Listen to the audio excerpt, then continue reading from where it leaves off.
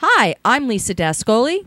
Annie Weiss. Richard Skipper. And this is Talk of the Town. And tonight we're going to be talking about ethics in the media. Where does the First Amendment fit in? And what's the responsibility of the artist to be ethical?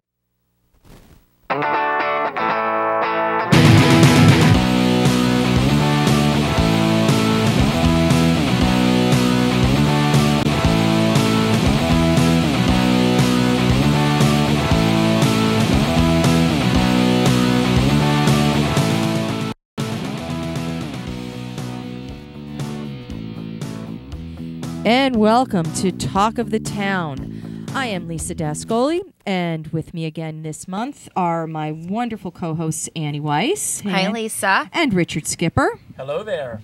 And we're doing a very different show for us this month. As anybody who listens knows, I always tag the show as the latest in music, arts, and entertainment.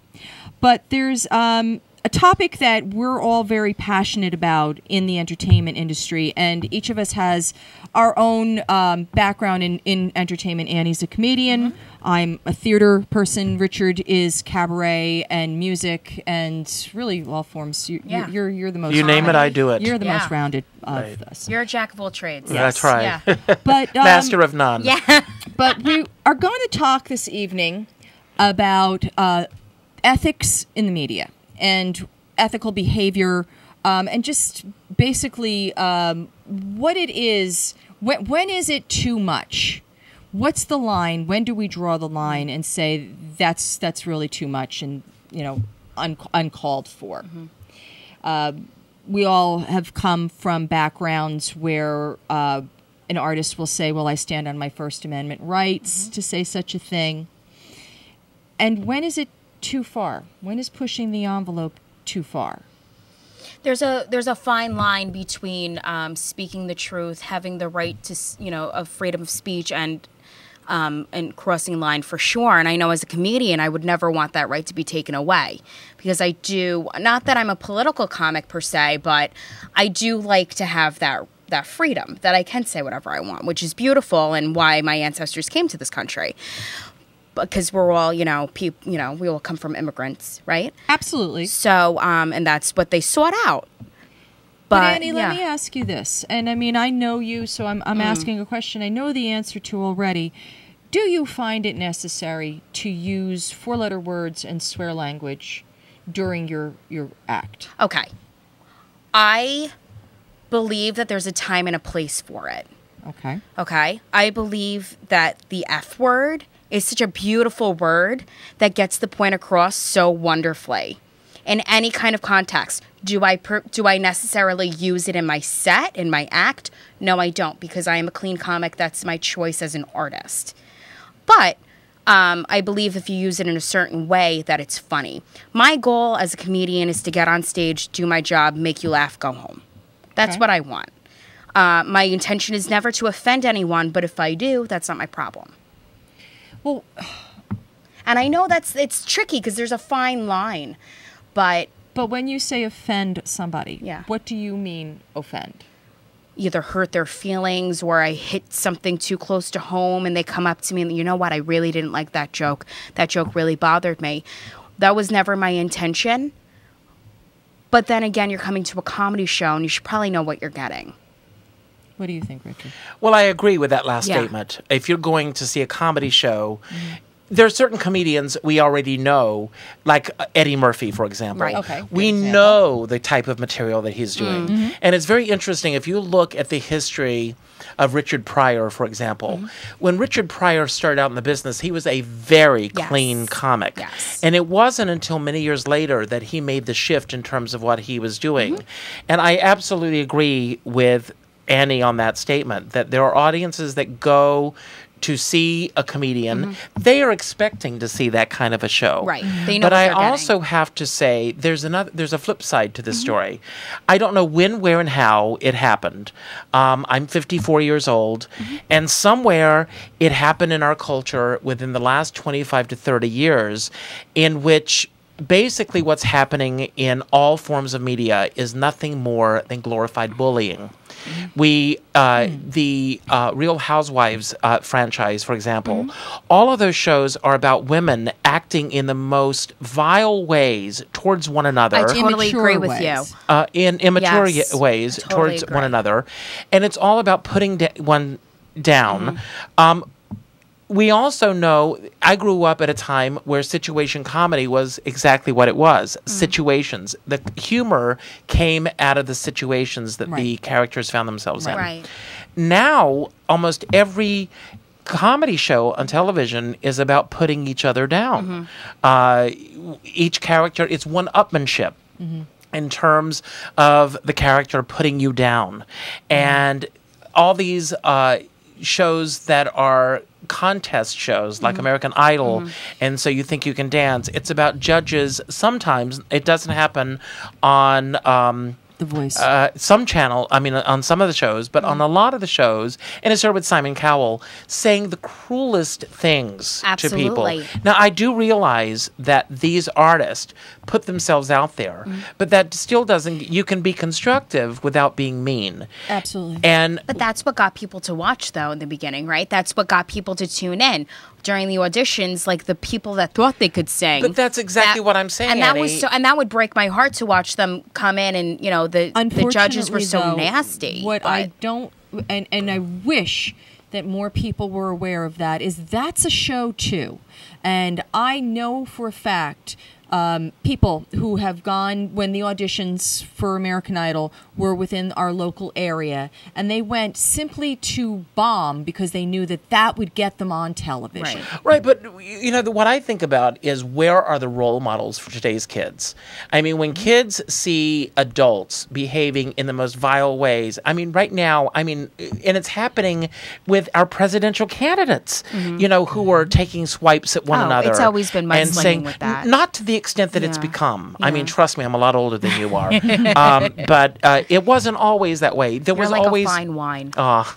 there was the mudslinging, but it's gotten to the point of just being able to put people down. And even watching the news, you've got pundits on all of these news programs that are saying horrible things about another person. And one thing that you said also is that if you've offended someone, well, that's the way it is. I may be paraphrasing you a bit, but with me, I feel the complete opposite. Right. I feel that if I've offended one person, that's one person too many. And I know that you can't go through life walking around on eggshells Right. thinking that, oh my God, something that I'm going to say or do is going to offend someone. Now, for years, as you know, I performed as Carol Channing. And just the very idea that I was performing as Carol Channing, and I'm sure that some of your listeners out there have already formed an opinion of what my act was all about.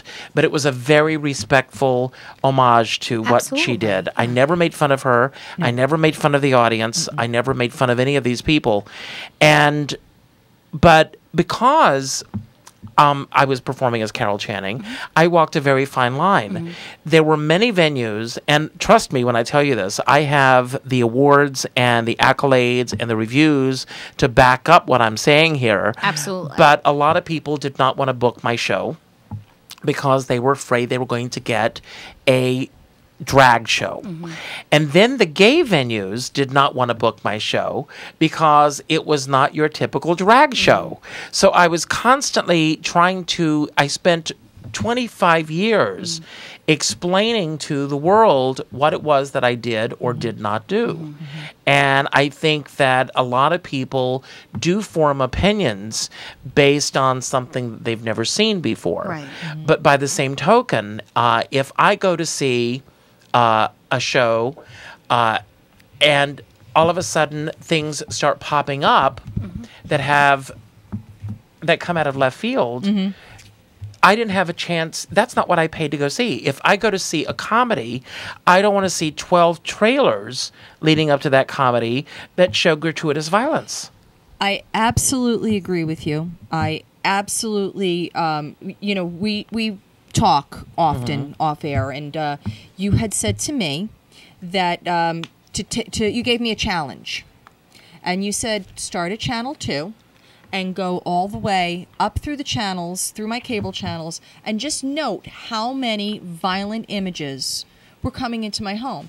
Well, I put on channel 2, and it was the news, and the next channel was a cop drama, and there was a dead body with blood, and just, it was mangled. And I said, okay, well, there's one. And I continued to go up through the channels, and now, I mean, it's not exact because some of the channels jump numbers, but what I can tell you is in that short amount of time, there was over 100 violent images that came into my home.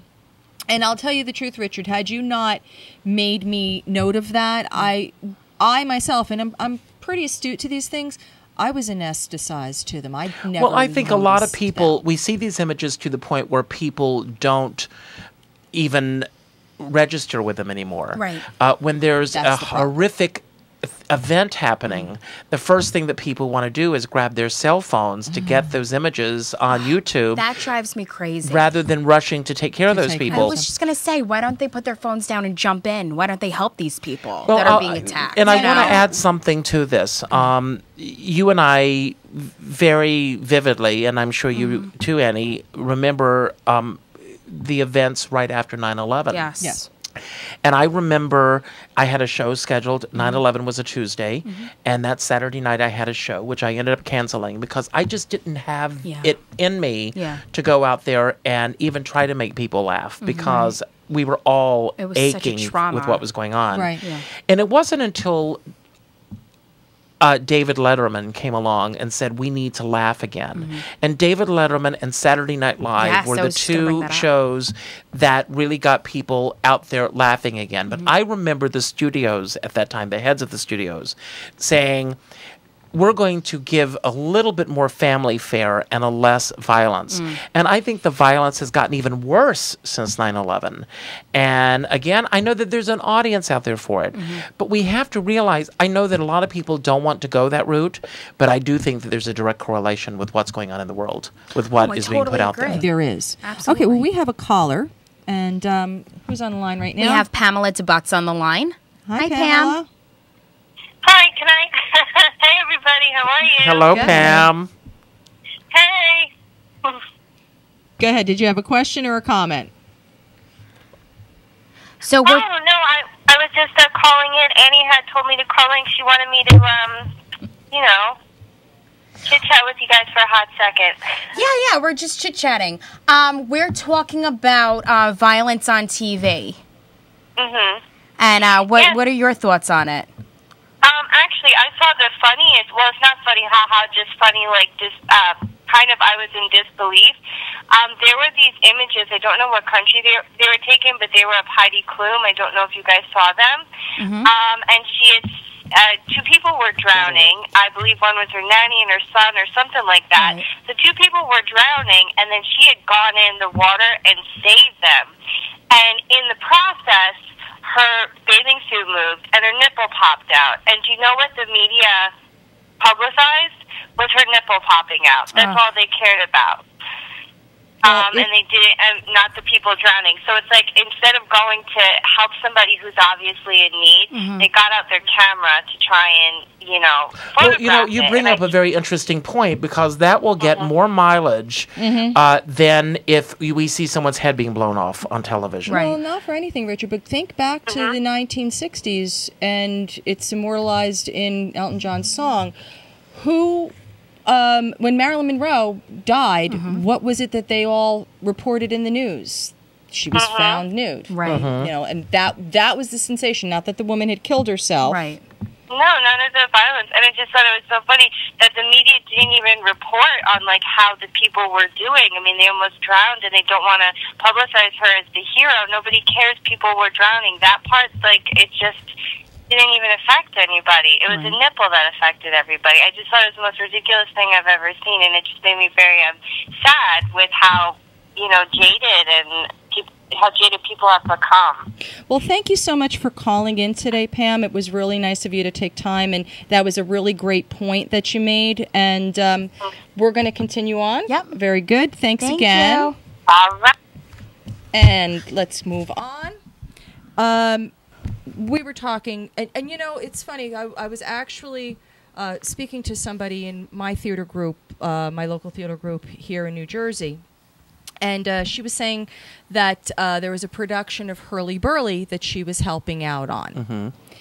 And she said, I really hate working on this show because every other word in it is... It's David Mamet, so what's every other word in it? We know. And I said, you know, I have to agree with you. I said, I don't care. I said, the story's lost. Right. Because nobody hears anything after all of those swear words just coming at you. That happened recently with me. I went to see It's Only a Play, and this was a show that I was dying to see. It had a great cast. Nathan Lane, Matthew Broderick. Right.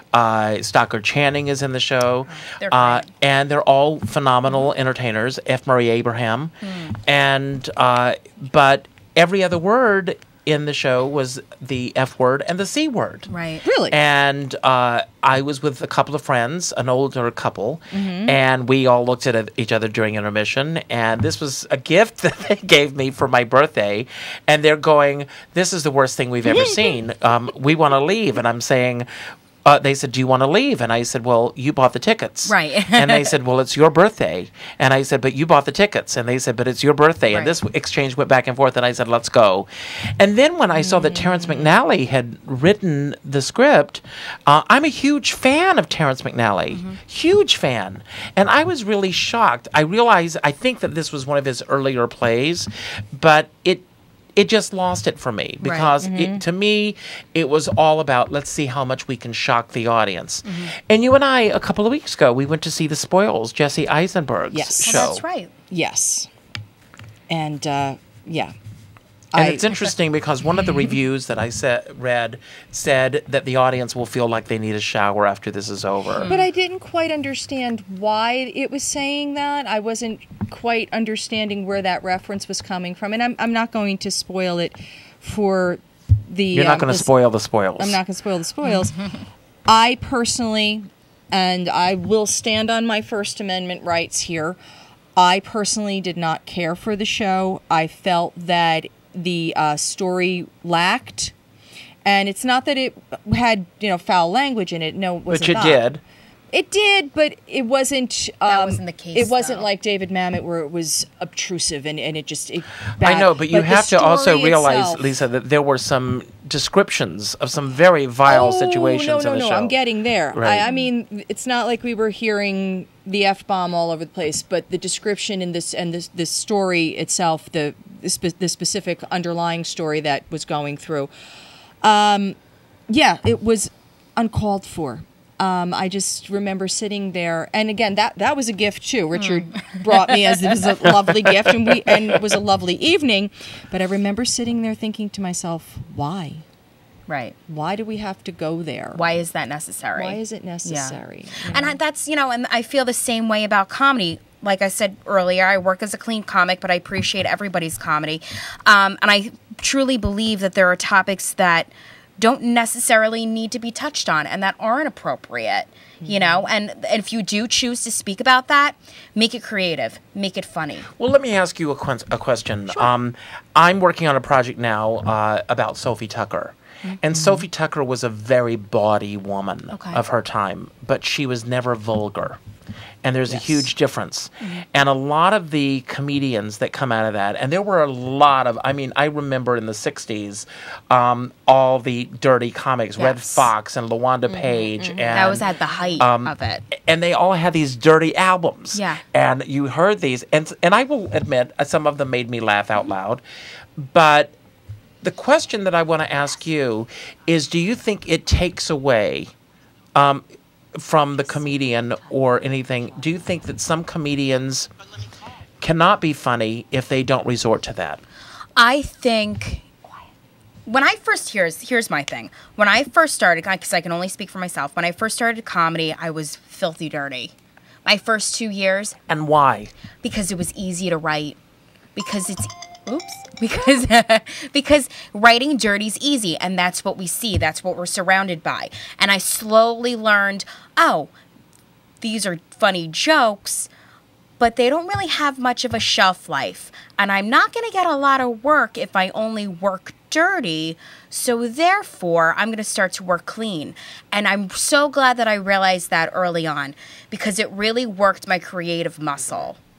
Well, I went to work see Bette clean. Midler last week. And Oh, I did too. Oh, you saw her? Yeah, she was fantastic. And she worked so dirty. but I didn't think she was dirty. I mean, there was a lot of innuendo. Yes. But it wasn't hit you over the head with it. Right. And she knows how to use it. Yes. I mean, she has it down to a She's science. so great. She was. Okay. That was that was my first concert. We have another caller right here. And go ahead, caller. Hello, I'm really enjoying your show. Thank you. The panel is extremely professional. Thank you. I've just lost sight of what the question was. We're talking about ethics in the media, and just basically when is it going too far, and how do you feel about that, or do you have any input? Well, are we talking about media or entertainment? Because All of the above. All of the above. Media is the Latin word for the middle. So as far as the news goes, and most of what we see, for all intents and purposes, there is no middle, because the nature of television, the news, the advertising, the airwaves. I'm very thankful you guys are here. And thrilled that the internet has opened up a new frontier, so that the powers that be don't have the gross imbalance of power that they have, because the same power brokers basically pay through the nose to get access to mass media, and then it ends up being for the sole purpose of forming opinions. And more dangerously, malforming opinions, where eventually, and I believe it's evident in our culture, that by repeating over and over and over the big lie, the power of that and sitting back passively at being couch potatoes, we're sitting there where we're just, there's no counterpoint, there's no opposing views, we just sit and we're being programmed. So well, what you're saying I is, wish there were a media. I wish there were a media in the middle. well, let me ask you this: when you say that you feel that, Are you there? Yes, can you hear me? Yes. Okay. When you say that opinions are being formed for us, do you feel that this constant inundation of these different images, whatever they are, violent images, overtly sexual images, that they are that's becoming normal and okay to us because we're seeing them so often? Well, I believe that the market eventually bears out what we watch. You know, that they can push whatever they want, and that doesn't mean that we'll accept it. Unfortunately, what the culture has become enamored with the prurient and we have ourselves to blame, because there's a hunger and an appetite for that kind of stuff. My only problem is I believe in changing the channel, being a self-censor. Yeah. I don't believe in any censorship whatsoever. That the remote is our censor. But the way advertising is, I call it a sucker punch, where you'll be watching a family program, and the commercial comes on, and it's short of soft porn. Oh, I saw something this afternoon. Excuse me go ahead. for interrupting, Michael. I was watching The View this morning. Okay. And a commercial came on for this new show called Mistresses. Right. And there was a three-way scene being depicted in this commercial. On daytime TV. Daytime television. And I'm sitting there going, I can't believe it was two women making love with each other and a man with them. And it's on this show, Mistresses. And this was being shown during morning television. See, Richard, I think what you've just said is the strongest argument against societal evolution that I've ever heard, because we've essentially 2,000 or 3,000 years have gone by, and we've come back full circle to bread and circus, and the people like it. Well, let me ask you a question. What does offend you, if anything? Offense? What offends you? Not much, I have to say, because I think that we have become hypersensitive to the point of, to me, as Americans, I believe that we should work things out between ourselves. But for somebody to say something off the cuff and have it destroy their entire career because some special interest group is offended. Donald Trump is going through it right now. Right. I heard his speech. I heard every word of it. The man employs probably 100,000 Mexicans, Indians, the most diverse workforce you can imagine. He was talking about the Mexican government, which is a drug cartel, essentially. It is the most corrupt. Anyway, he's paying now because of the power brokers who own and operate the people's airwaves. It's dangerous. So I'm offended when I'm more offended by people losing their rights to free speech than by anything that anyone says. Because I can, you consider the source, and most of what offends us is stuff that hurts us because it's true, I would say. And if it's not true, and if it's bigoted or anything else, we know it doesn't have anything to do with us, and we've got to have a thicker skin and a stronger backbone because it's getting a little divisive. Well, today in the news again, Paula Deen, unfortunately, is in the news again I heard that. for a photograph that was done 4 years ago, and her social media guru put that out to the media. And and brought up this whole brouhaha again, but she's nuts to have not controlled that image. But what I don't understand is why the guy was even in brownface when Desi Arnaz was never that dark. No, he's a Cuban. He was a Cuban American. He was Cuban, and notoriously, if you've ever met any Cubans, they're very light-skinned people. Just my own opinion. I think the Cuban people are most beautiful, but Richard, I know you're a fan. I just watched the other day. I was looking up on YouTube something for the 4th of July and came across George M. Cohan, and there was Mickey Rooney, and there was Judy Garland. Judy Garland in Babes on Broadway. They're doing a full-fledged minstrel show in blackface, and Judy singing "Come Down to the Levee." I said to the levee, and are we gonna get to the point where we're so hypersensitive? Well, I will say this, and censorship is so dangerous because where does the axe fall? I agree. For instance, eBay and Walmart are still selling Nazi paraphernalia, but they won't sell the Confederate flag. This is dangerous. Well, the thing is, right now, where I do feel that we've gone so far over that ledge is the fact that the Dukes of Hazzard has been pulled from networks. And I am also, I am absolutely against what all these allegations against Bill Cosby, for example. And I understand there's a knee-jerk reaction, to pull his shows off the air. Right. But it's also affected the livelihoods of all of those other actors that were on that show. Yes. Well, in a trial in the media, rather than a trial where it belongs in a court of law, you're never going to get the true story. That's and lives are destroyed. Once they get it through the courts, what are they going to say? Oh, I'm sorry, we tried you in the media, in the court of public opinion, and let the mob lynch you, and at the end of the day, you weren't guilty, so we're sorry. Yeah, well, but what if you notice that a trial through the media lasts longer, and well, of course it does. There's no going back from that. You will always have that implication upon you, whether you're found innocent or guilty. You always have that stain. Right. The difference between the media and the court, though, is the court has a meticulous record.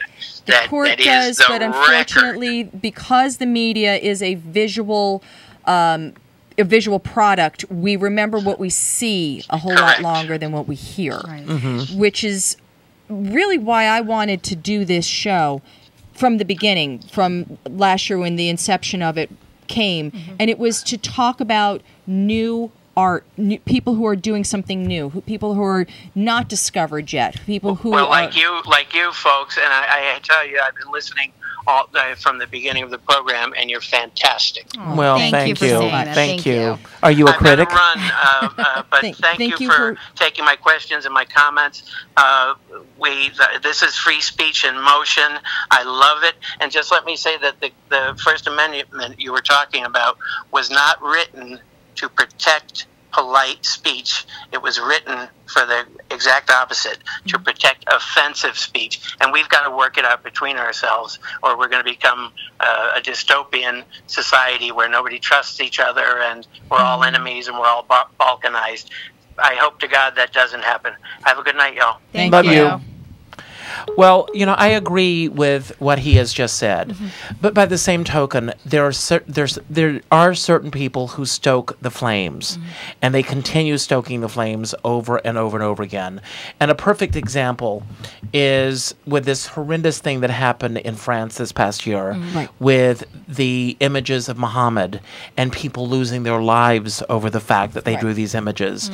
But because of something happening like that, artist in Texas saying, we're going to show that we're above all this. And then they put their own lives in danger. They're not just putting their lives in danger, they're putting the lives of so many other people in danger.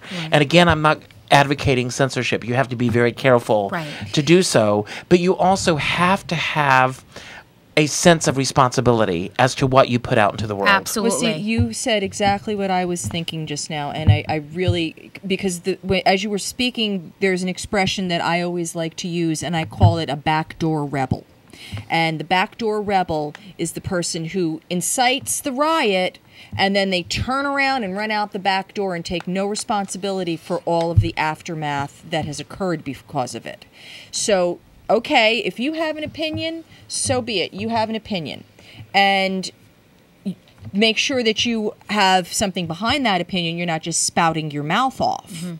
But if you're with someone and they're saying what you consider to be offensive things, and what you consider to be offensive may not be things that I consider offensive, and vice versa. Okay. But if you feel that someone has said something that is offensive, are you obligated to still associate with that person? I think that's your choice. If let's say I'm at a dinner party and somebody says something offensive about the Jewish religion or something like that, or something that hits close to home, I can either take offense to it or I can laugh it off. I think it's your personal choice. And if I really was offended, I would speak up and say, hey, you know what? That just wasn't appropriate. Okay, let me go a step further. Donald Trump saying something on a public level. Forum. And this is a man who is running for president of the United States. And obviously he is saying what he firmly believes. And he has not backed down, not with anybody. And he shouldn't. And whether we think he's right or wrong, he shouldn't apologize. apologize. If that's what he believes, that's what he believes. And I would rather know that this is what he believes rather than him to hide it. Right. Well, in that case, I happen to agree with you and the fact that he hasn't backed down and given some platitude and, I'm so sorry for what I said, and for a fact that he doesn't. But where I was going with this, and just to finish this, yes, but does that mean that all the people like Macy's and the other channels, do they have the right to drop him if they are offended by what he has to say? I think they're so afraid not to, because that's their money coming in, right? So that's why the Cosby Show was dropped. That's why they're dropping Donald Trump, because they're so afraid not to. And Dukes of Hazzard. They're afraid not to because that's their clientele, and they're so afraid to offend people. Well, last week on the 4th of July in Alabama, they asked all of the senators of the state and all of the congressmen and all of the political leaders what their stance was on the Confederate flag. Okay. And 160 people refused to answer that question. Wow. With either I'm for it or I'm against it. And the person who asked all these people ran a photograph, ran a full-page ad on the front page of the Alabama newspaper saying these people don't have an opinion. And they outed all of these people. Right. And that, to me, is more offensive than saying you're for it or against it. take a stand with what you believe in. I totally agree. However, just to try and play a little bit of a devil's advocate here, I think that people are so afraid to say anything. Well, of course they are. So, and I know for myself, I'm going to be very honest here. There are a lot of times that I'll see something on Facebook or I'll see something out in our social media, and I'll refuse to comment on it because I have an opinion. I know what my opinion is, and I'm not going to put it out there because it's my opinion and I choose not to express it. I think that the better answer regarding the Confederate flag, if they chose not to answer, is I don't wish to express myself right now. I disagree if they're in a political position. I think I want to know where my politicians stand on every issue. Yeah. I agree, for the layman to do that, but if you are in, or if you are holding an office where people have voted you in, I want to know where you stand. I want to know where you stand on gay marriage. I want to know, and you don't have to agree with it. And that's another thing, you and I talked about this off the air. I am finding more anger coming out of the gay community for people who disagree with this law going through than the other side around. I really mean this. You can't expect people to change their belief system if they've been taught this for centuries. Right. And they have been taught this for centuries. It's generational, and it's gone down from generation to generation to generation.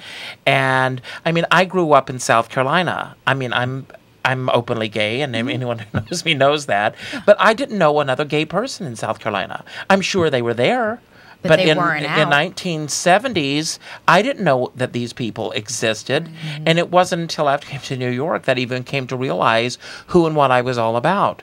And it's very difficult, I understand, and this is a whole new show that we'll talk about, but for young people to come out when they don't have those role models. And that goes back to something that I said earlier. Where are the role models? Where are the people that these kids can look up to?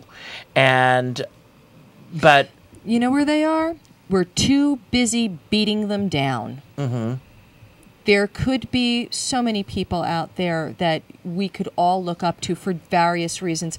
I personally am a huge fan of Oprah Winfrey. I always have been. I always will be. And I've heard so many people say horrible things about her. And her private life. And her private life. And... my answer is always very simple. That falls under the category of, gee, I really don't care. Because what that woman has given to me... It's not any of our business. Right. Because what she has given me, her life experience, she is an icon to me. She is a role model to me. There are so many others, I'm just not thinking of them right at this moment. And now, for me to say it, and this is my show, so I will say it, another role model for me is Joel Osteen. I happen to think he is a wonderful role model and a wonderful person to listen to and very uplifting. And there are people who say horrible things about him as well. And most of those people don't even know about him. Right. They just know of him. They think they know something. Actually, that's very funny you brought that up, because a couple of months ago we were speaking, we were just chit-chatting, and you were like, you know what, Annie, why don't you just YouTube Joel Osteen? And I had this thing in my mind like, oh, holy roller, like super conservative. But really, his messages are beautiful, of hope and love and acceptance. Yes. So I'm glad that you had me listen to Joel Osteen, because I am a fan as well.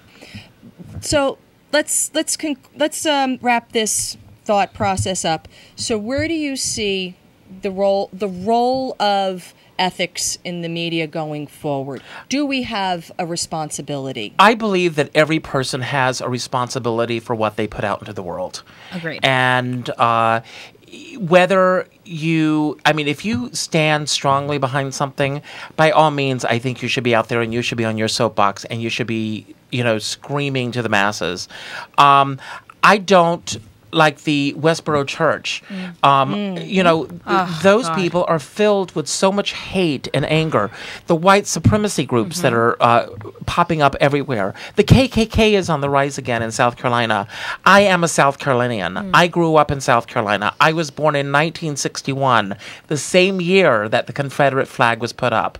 The Confederate flag was put up, I'm going to get on this soapbox for just a quick second, was put up basically to say we are against segregation of any kind. So that symbol has hurt so many people for 54 years. Right. Mhm. And it's time that it comes down. And I realize that there's a whole generation of people out there who say that is a symbol which represents Southern pride. But you have to look at the hate that is behind that flag. The history behind that is and the so history that's awful. behind that. And so I'm not a fan of that kind of rhetoric. I don't go to violent movies. Mm-hmm. I don't watch violent TV shows. I don't listen to violent rap songs. That's not a part of who I want. Right. If there are artists out there that are bringing something positive to the world, no matter how that is being presented, I'm all for it. Mm-hmm. But if you're bringing negativity into the world, I'm sorry, I'm not a fan. Right. Okay, Annie? No, I totally agree. And As a comedian, Yeah. what do you feel is the responsibility of the comedian to, what's the line? Where's the line? Is there a line not to cross? I have my own personal lines not to cross. I don't talk about molestation. I don't talk about rape.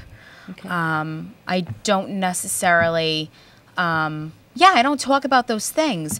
Whether it comes to race and religion and my own personal beliefs and my family and my friends, I'll talk about that on stage. Mm-hmm. But my intention is to never offend anyone. But if I do, that's not my problem. And I'm sorry. In my personal life or with my friends and my family, I would never want to offend anybody. But when you're coming to a comedy show, you know what you're getting. It's my job, and that's what I do. No, I agree with that. Yeah. I said that before. Yeah. I totally agree with that. If you go into that kind of environment, you know exactly what you're going into. But there's a time and a place for everything. And I'm not for that outlet when I'm at a dinner party or I'm with my mom. I would never speak that way around my mother, nor do I curse on stage either.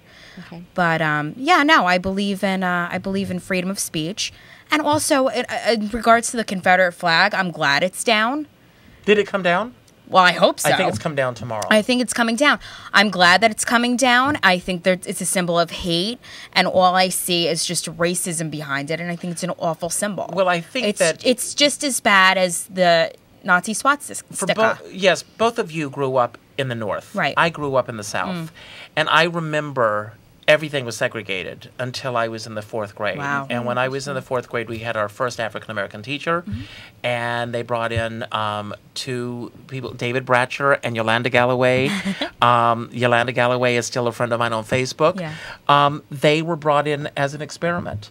To see how that they would integrate with the rest of the students in the school.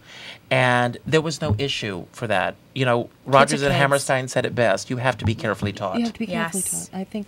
And with that being said, thank you, because that was a wonderful segue Yes. for what I wanted to represent in this show.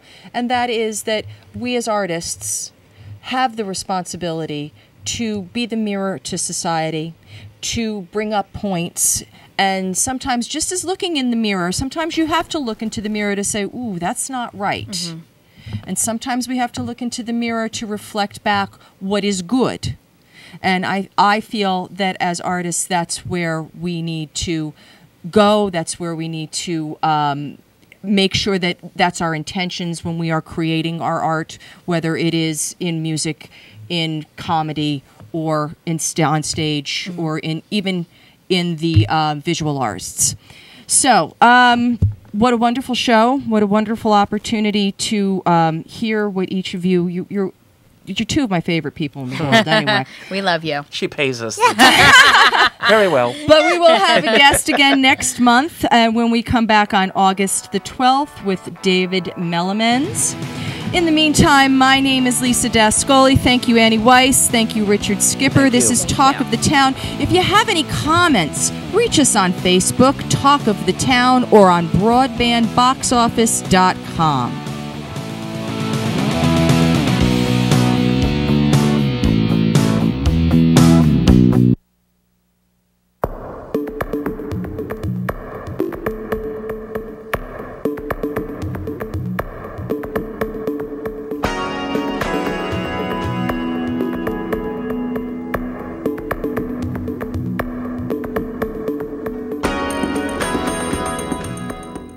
Hello, this is Dr. Barry Prstowski. I invite you to watch Courageous Doctors, an exciting new show on Broadband Box Office about how healthcare is affecting you today. Hi, I'm Randy Lupo, host of The Randy Lupo Show on Broadband Box Office. Wait, is that a tongue twister or an alliteration?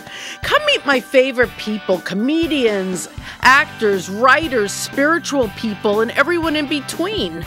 I'm looking forward to seeing you.